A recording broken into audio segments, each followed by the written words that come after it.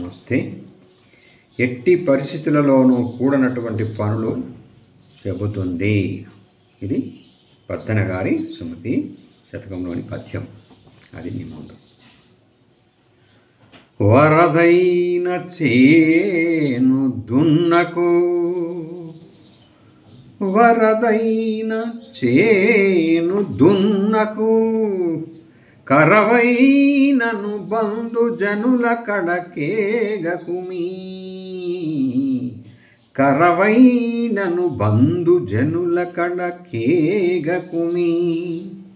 పరులకు మర్మము చెప్పకు, పరులకు మర్మము చెప్పకు, పిరికికి దళవాయితనము బెట్టకు సుమతి, పిరికికి దళవాయితనము బెట్టకు సుమతి.